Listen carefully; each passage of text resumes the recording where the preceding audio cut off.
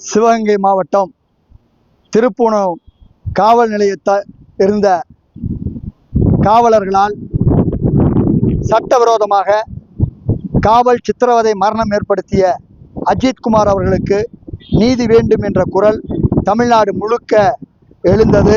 அந்த அடிப்படையில் பல்வேறு மக்கள் இயக்கங்களும் வழக்கறிஞர்களும் பத்திரிகையாளர்களும் மாண்புமிகு சென்னை உயர்நீதிமன்ற மதுரை கிளை வழக்கறிஞர்களும் பல்வேறு ஆதாரங்களின் அடிப்படையில் இதன் மீது கவனம் செலுத்தினர்.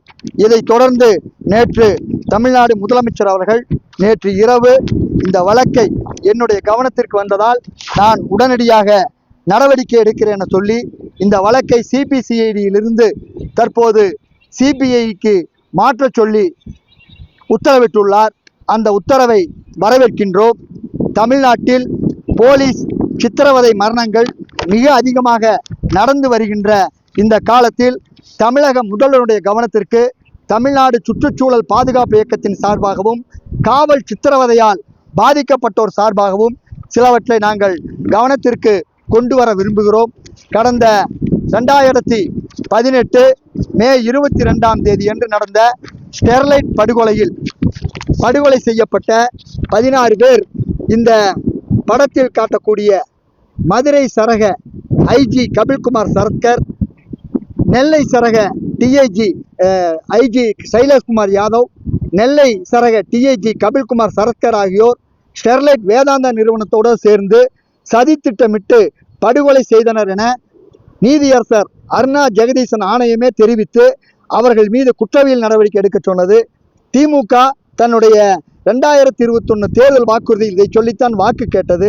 எனவே இந்த அடிப்படையில் தற்போது ஏடிஜிபியாக இருக்கக்கூடிய சைலேஷ்குமார் யாதவையும் ஐஜியாக இருக்கக்கூடிய கபில்குமார் சரத்கர் மீது உட்பட அனைத்து காவல்துறை உட்பட அனைத்து துறை அதிகாரிகள் மீது குற்றவியல் வழக்கு பதிவு செய்து கைது நடவடிக்கை எடுக்க வேண்டும்.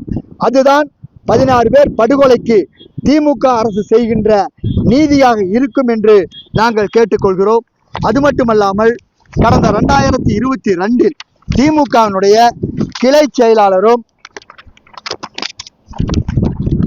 கனிம வள கொள்ளை எதிர்ப்பு போராளியுமான ஜெகநாதன் அவர்கள் கனிம மாஃபியாக்களால் வாகனமேற்றி படுகொலை செய்யப்பட்டார். அவர் கனிம வள கொள்ளை எதிர்ப்பு செயல்பாட்டாளர் மட்டுமல்ல, திமுகவுடைய கிளை செயலாளர், ஏற்கனவே திமுகவிலிருந்து ஊராட்சி மன்ற உறுப்பினராக தேர்ந்தெடுக்கப்பட்டவர். அவருடைய படுகொலைக்கு சமூக சொத்தை பாதுகாத்ததற்காக படுகொலை செய்யப்பட்ட ஜெகநாதன் படுகொலைக்கு தமிழக அரசும் திமுக கட்சியும் இதுவரை இரங்கல் தெரிவிக்கவில்லை. தமிழக முதல்வர் என்னுடைய கவனத்திற்கு எது வந்தாலும் நடவடிக்கை எடுப்பேன் என தெரிவிக்கிறார். அதை செய்தியாகவும் வெளியிட்டிருக்கிறார். ஆனால் அவர் கட்சியைச் சேர்ந்த திமுகவை சேர்ந்த ஜெகநாதன் கனிம மாஃபியாக்களால் படுகொலை செய்யப்பட்டதை அவருடைய கவனத்திற்கு யாரும் கொண்டு செல்லவில்லை என்றே நாங்கள் அறிகின்றோம். ஏற்கனவே இருந்த கரூர் மாவட்ட ஆட்சித்தலைவர் பிரபுசங்கர் அவர்களும் முதல்வருடைய கவனத்திற்கு எந்த வகையிலாவது கொண்டு செல்லுங்கள் என்று எங்களிடம் தெரிவித்தார்.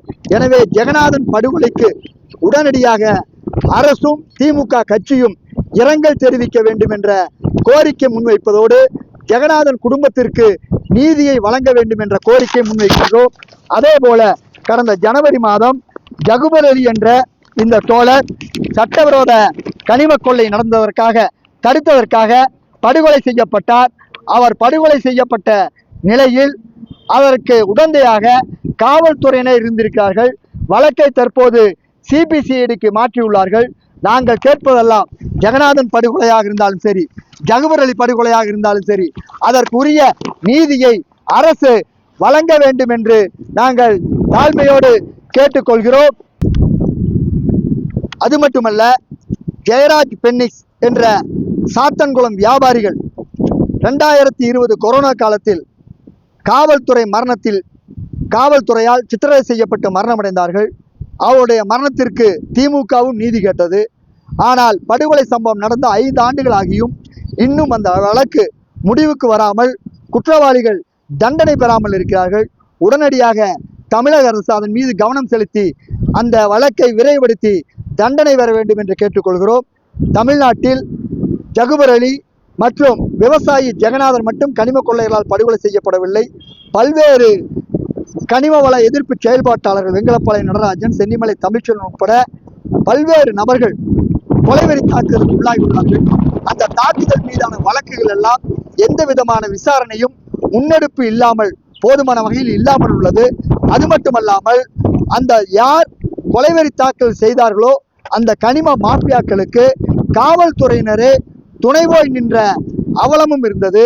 எனவே இந்த வழக்குகள் எல்லாவற்றையும் தற்போதைய நிலையில் தமிழக அரசு அனைத்தையும் மீண்டும் மறு விசாரணைக்கு உட்படுத்தி சம்பந்தப்பட்ட குற்றத்திற்கு உடந்தையாக இருந்த காவல்துறை அதிகாரிகள் உட்பட அனைவர் மீதும் நடவடிக்கை எடுக்க வேண்டும் என்ற கோரிக்கையை முன்வைக்கின்றோம். தற்போது இங்கே சிவகங்கை மாவட்டத்தில் அஜித்குமார் போல திமுக ஆட்சிக்கு வந்ததிலிருந்து 24 படுகொலைகள் காவல்துறையால் நடத்தப்பட்டுள்ளது. இங்கே கூலிப்படையை வைத்து கொலை செய்வதை விட காவல்துறையை கொலை செய்வது அதிகமாக இருக்கிறது.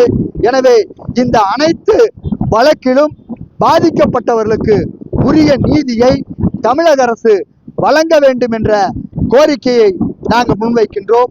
அது மட்டுமல்லாமல் சென்னை உயர்நீதிமன்றத்தால் நியமிக்கப்பட்டு மதுரை கிரானைட் முறைகேடை ஆய்வு செய்த மரியாதைக்குரிய சகாயம் IAS அவர்கள் தூத்துக்குடி மொரப்பநாட்டில் மணல் கொள்ளையர்களால் லூர்து பிரான்சிஸ் என்ற கிராம நிர்வாக அலுவலர் படுகொலை செய்யப்பட்ட பொழுது அரசு உரிய நடவடிக்கை எடுக்க வேண்டும் என்று தெரிவித்ததற்காகவே அவருக்கு கொடுத்திருந்த காவல்துறை பாதுகாப்பு விலக்கிக் கொள்ளப்பட்டது. எனவே சகாயம் அவர்கள் கிரானைட் முறைகேடில் 1,13,000 கோடி ரூபாய் முறைகேட்டை வெளிக்கொண்டு வந்தவர். அவருக்கு காவல்துறை உரிய பாதுகாப்பு வாழ்நாள் முழுக்க வழங்க வேண்டும் என்ற கோரிக்கையும் இந்த நேரத்தில் தமிழக முதல்வருக்கு தெரிவித்துக் கொள்கிறோம். தமிழக முதல்வருக்கு தெரியாமலேயே காவல்துறையினர், காவல்துறை உயர் அதிகாரிகள் பல்வேறு சம்பவங்களில் ஈடுபட்டு வருகிறார்கள் என்பதை நாங்கள் ஆதாரத்துடன் சொல்ல முடியும். எனவே காவல்துறையை கையில் வைத்துள்ள தமிழக முதல்வர் என்னுடைய கவனத்திற்கு வந்தால் உடனடியாக நடவடிக்கை எடுப்பேன் என்று சொல்வது எந்த வகையிலும் ஏற்கத்தக்கதல்ல. முதல்வர் கட்டுப்பாட்டில் காவல்துறை மட்டுமல்ல, உளவுத்துறை உட்பட அனைத்து துறைகளும் இருக்கிறது. அப்படிப்பட்ட நிலையில் முதல்வர் விழிப்புணர்வோடு இந்த மக்களை பாதுகாக்கின்ற காவல்துறையின் அத்துமீறலை தடுக்கின்ற பணியை செய்ய வேண்டும். யாரோ பெரிய பிரச்சனையாகி மக்கள் போராட்டம் வெடிக்கும் பொழுது அப்பொழுது முதல்வர் பேசாமல் எப்பொழுதெல்லாம் பிரச்சனை வருகிறதோ உடனுக்குடன் முதல்வர் அதை பற்றி பேச வேண்டும் என்ற வேண்டுகோளை முன்வைக்கின்றோம். தமிழ்நாடு முதலமைச்சர் அவர்கள் காவல் சித்திரவதை என்பது அவருக்கு தெரியாதல்ல. அவருடைய இளம் வயதில் 76 எமர்ஜென்சியில் சிறைக்கு சென்று காவல் சித்திரையை நேரடியாக சந்தித்தவர். அவர் காவல் சித்திரவதையிலிருந்து அவரை பாதுகாத்ததற்காகவே மேயர் சிட்டிபாபு சிறைக்குள்ளேயே அடித்து கொல்லப்பட்ட வரலாறும் இருக்கிறது என்பதை தமிழ்நாடு முதலமைச்சர் அவர்களுக்கு தெரிவித்துக் கொள்கிறோம். எனவே காவல் சித்திரவதையால் பாதிக்கப்பட்ட அனைவருக்கும் உரிய நீதியை வழங்க வேண்டும். கனிம மாஃபியாக்களால் படுகொலை செய்யப்பட்ட கொலைவெறி தாக்குதலுக்குள்ளான அனைவருக்கும் உரிய நீதியை வழங்க வேண்டும். சகாயம் IAS போன்ற ஒரு IAS அதிகாரிகளுக்கு பாதுகாப்பு இல்லாத நிலையாக தமிழகம் உள்ளது. இந்த நிலையை கடக்க வேண்டும். ஸ்டெர்லைட் படுகொலையில் நேரடியாக இவர்கள்தான் இந்த குற்றத்தை செய்தார்கள் என்று நீதியரசர் அருணா ஜெகதீசன் ஆணையம் தெரிவித்த பின்பும் குற்றவியல் நடவடிக்கை எடுக்கப்படாத அனைத்து காவல்துறை அதிகாரிகள் உட்பட அனைத்து துறை அதிகாரிகள் மீதும் குற்றவியல் நடவடிக்கை எடுத்து அவர்களை கைது செய்து சிறையில் அடைக்க வேண்டும் என்று நாங்கள் கேட்டுக்கொள்கிறோம். திரும்ப சொல்கிறோம், தமிழக முதல்வருக்கு கடந்த பாஜக ஆட்சியினுடைய பாதிப்பினாலும் கடந்த அஇஅதிமுக மக்கள் விரோத கொள்கையினாலும் அவருக்கு வாக்களித்து மக்கள் அவரை தேர்ந்தெடுத்தார்கள். ஆனால் தமிழ்நாடு முதலமைச்சர் தமிழ்நாட்டில் நடக்கின்ற காவல்துறை அத்துமீறல்கள் மீது, அத்துமீறல் செய்கின்ற காவல்துறை அதிகாரிகள் மீது, கனிம மாஃபியாக்கள் மீது எந்தவித நடவடிக்கையும் எடுக்காத அவலம் தொடர்ந்து நிலவிக் கொண்டிருக்கிறது என்பதை நாங்கள் தெரிவித்துக் கொள்கிறோம். எனவே இந்த நிலை நீடித்தால் தமிழ்நாட்டில் திமுக அரசினுடைய தோல்வி என்பது காவல்துறையினுடைய அத்துமீறலான அராஜக போக்கினாலும் கனிம வள கொள்ளையினாலும் தான் எழுதப்படும் என்பதையும் நாங்கள் சுட்டிக்காட்டுகிறோம். எனவே தமிழ்நாடு முதலமைச்சர் இதை சீர்தூக்கி ஏற்கனவே நீதியரசர் டி.கே. பாஸ் அவர்களுடைய அறிக்கை தெளிவாக சொல்லியுள்ளது. கைது செய்ய போது என்னென்னவெல்லாம் கடைபிடிக்க வேண்டும் என்ற 11 கட்டளைகளை சொல்லியுள்ளது. ஆனால் இந்த 11 கட்டளைகளில் எதையுமே அஜித்குமார் படுகொலையில் அரசு காவல்துறை கையாளவில்லை என்பதுதான் பேரவலம். எனவே இந்த பேப்பருக்கல்ல இது நடைமுறை செய்ய வேண்டும். அதாவது கைது செய்யப்படுவது தகவல், கைது குறிப்பு, மற்றவர்களுக்கு தகவல் சொல்றது, முறையான வகையில் கூட ஒருத்தர் வைக்கிறது, இது எல்லாமே எதுவுமே இல்லாமல் இருக்குது. எனவே தமிழ்நாடு முதலமைச்சர் அஜித்குமார் என்பது ஒரு செய்தி வெளியே வந்திருக்கிறது. இதுபோல பல நூற்றுக்கணக்கான நிகழ்வுகள் தமிழ்நாட்டில் நிகழ்ந்து கொண்டிருக்கிறது. தமிழ்நாடு கனிம கொள்ளையர்களின் கூடாரமாகவும் அதற்கு காவல்துறை உடந்தையாக இருக்கக்கூடிய பேரவலம் நிகழ்ந்து கொண்டிருக்கிறது. தமிழ்நாட்டில் காவல்துறை நினைத்தால் எந்த சட்ட விதிமீறலையும் செய்யலாம், எந்த சட்டத்திற்கு விரோதமான முறையிலும் நடக்கலாம் என்ற நிலை இருக்கிறது. அது ஒரு சில நிகழ்வுகளில் ஆவணம் மூல வெளிவந்து சில நடவடிக்கைகளை தமிழக அரசு எடுத்துள்ளதை ஒழிய தமிழக அரசு ஆதாரத்தை கண்டுபிடித்து நடவடிக்கை எடுக்கவில்லை.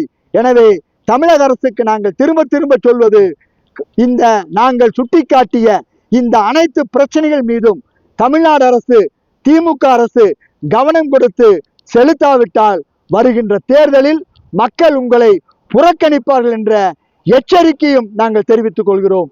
தமிழ்நாடு முதலமைச்சர் கண்ணில் விரலை வைத்துக் கொண்டு காவல்துறையின் செயல்பாட்டையும் கனிம கொள்ளையர்களுடைய செயல்பாட்டையும் கவனத்திற்கு கொண்டு வந்து அதை தடுத்து நிறுத்த வேண்டும்.